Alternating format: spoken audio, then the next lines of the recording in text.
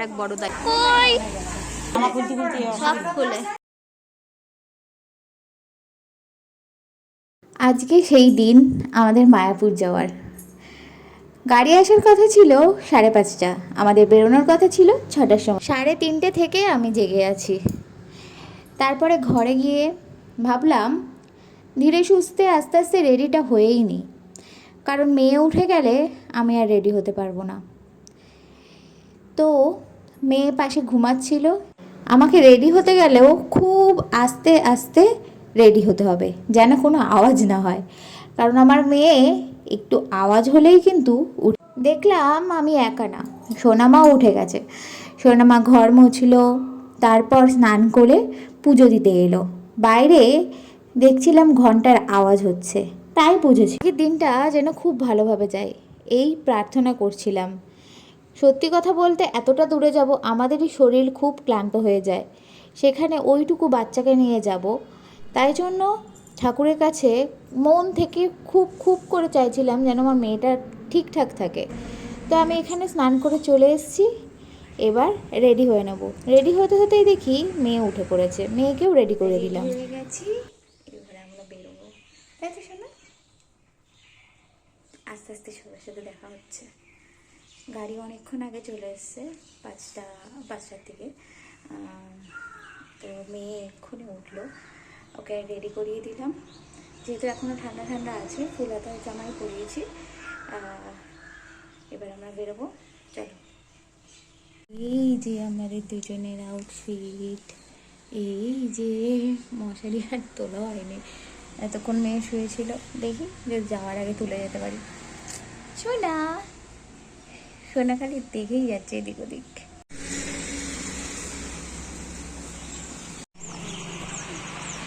Hello করে দাও, hello hello hi. ওই যে ওই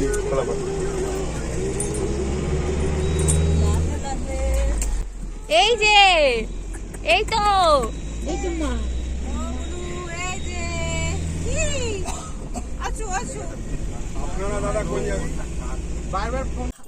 কোথায় বসবেন? এখানটাই বুক হবে আপনারা আসলে। কই সোনা কই? ঘুমাচ্ছে। আমার দিকেও খুব ফুলাচ্ছে। ওই জন্য কেটেছে পড়ে গেছে। কোথায় বসবো? এই যে হ্যালো হ্যালো, ব্যাগ উপরে দিয়ে দে বাঙ্কারে। এই লেট কেন? এখান থেকে এইটুকু আসতে এত লেট করে কিছু মনে থাকবে না বলে। আমার তো মনে ওই বাঙ্কারে সব দিবি, ব্যাগ উপরে বাঙ্কারে সব। মেশো ভালো আছো? এখানে থেকে পেছনে দিয়ে দিলে হবে না নাকি? কোথায় রাখ দাদা, এটা পেছনে দেওয়া যাবে না? এটা দিয়ে দেন।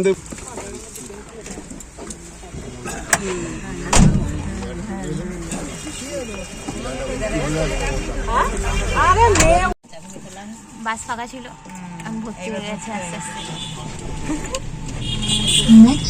লিপস্টিকটা পরেছি, ওড়নাটা আমি আস্তে আস্তে আবার দেখা হচ্ছে। আমার দুই বাড়ির বাবা মা এবং দিদা দাদু ছাড়া বাকি সবাই কিন্তু বারাসাত থেকেই গাড়িতে উঠেছিল। মামি ভালো আছো? একে একে সবাই এলো এবং পুরো গাড়িটা জমজমাট হয়ে উঠল। সবাই আনন্দ করতে করতে এবার এতটা রাস্তা যাব, কখনো এমন যায়নি জানো বাড়ির সবাই মিলে। কিন্তু দুর্ভাগ্যবশত বাড়ির সবাই মিলে যেতে পারিনি, অনেকেই বাদ পড়ে গেছে। কেউ নিজের পার্সোনাল কারণের জন্য আসতে পারেনি, কেউ ভাগ্যের জন্য। তো নিশ্চয়ই কোনো একদিন আসবে যেদিন সবাই মিলে এরকমভাবে হই হই করতে করতে আবার কোথাও যাওয়া হবে। এই তো সবাই দেখতে দেখতে চলে এসছে, আর এসছিল রাজের দুজন বন্ধু।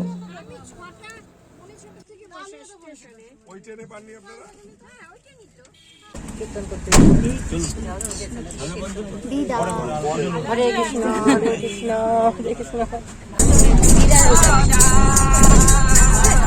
ওই আসছে কোন রকম। মেয়ের অন্নপ্রাশন হবে, এই পুরো ইচ্ছাটাই কিন্তু ওর বাবার।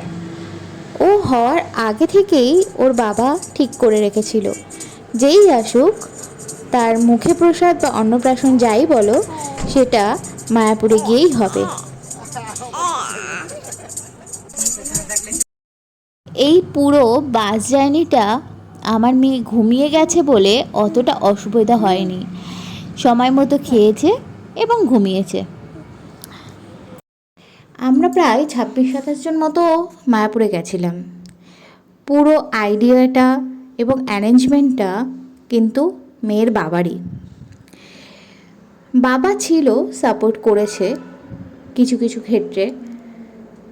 তারপর শুকনো খাবার নিয়ে নেওয়া হয়েছিল সকালবেলা এবং জলের বোতল নিয়ে নেওয়া হয়েছিল, সেগুলোই বাসের মধ্যে সবাইকে দিয়ে দেওয়া হয়েছে।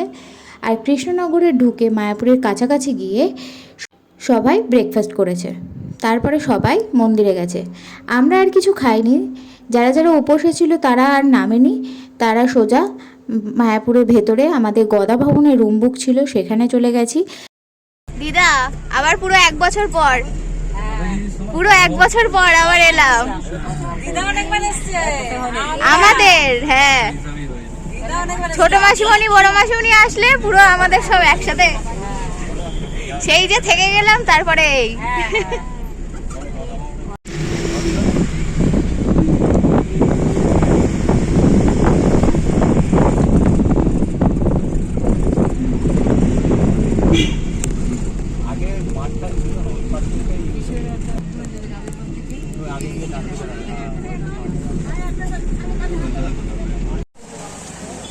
আমার মেয়েটা কই, আমার মেয়েটা কই, ও শোনাই শোনাই শোনাই। ফাইনালি আমরা চলে এসেছি গদা ভবনে, আমাদের রুম বুক করা, সেখানেই যাচ্ছি।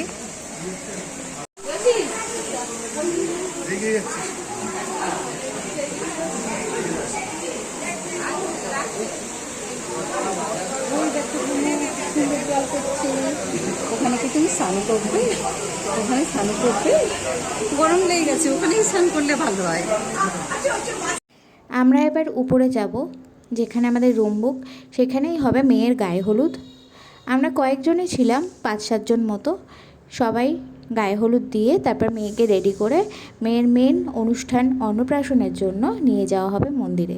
ততক্ষণ ওর বাবা প্রভুর সাথে কথা বলছে। আমাদের চেনা জানা একটা প্রভু ছিল, উনি সব অ্যারেঞ্জমেন্টটা করেছে। আর এখানে দেখো এই বাচ্চা মেয়েটা বুনু নেবে বলছিল বুনুকে বাড়ি নিয়ে যাব।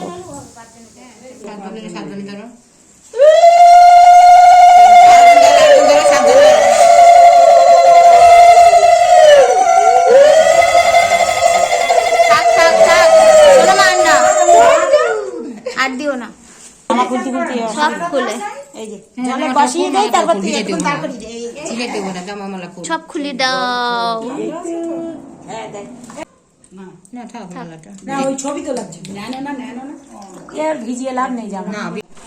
এতক্ষণ তো তোমরা দেখতেই পেলে যে মেয়ের গায়ে হলুদ হলো, সবকিছু হলো। এখন আমরা মন্দিরে যাব, মেয়ের যে মেন অনুষ্ঠানটা সেটা এবার শুরু হবে। প্রভু ওখানে আছে, তো আমরা এবার যাচ্ছি সবাই। এই যে আমার 2 বোন, অনেকদিন পর দেখা হলো, ওই সবাই এক এক করে আসছে। মায়াপুরে বিয়ের পর থেকে যে কতবার গেছি তার কোনো শেষ নেই, গুণে শেষ করা যাবে না, কিন্তু তাও মনে হয় আবার যায়। সত্যিই মায়া লাগানো, এক আলাদা শান্তি আছে এখানে। ভিডিওটা হয়তো অনেকটা বড় হয়ে যাবে, তাই 2টো পার্টে আমি ভাগ করে দেওয়ার চেষ্টা করেছি।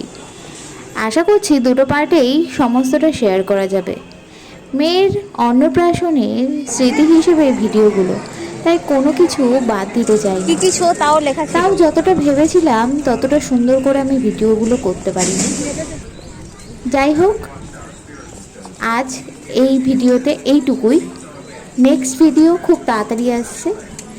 আমার চ্যানেলের সাথে থেকো, আর ভিডিওটাতে যদি তোমাদের কোনো কিছু ভালো লেগে থাকে তাহলে অবশ্যই লাইক, কমেন্ট, শেয়ার করে দিও।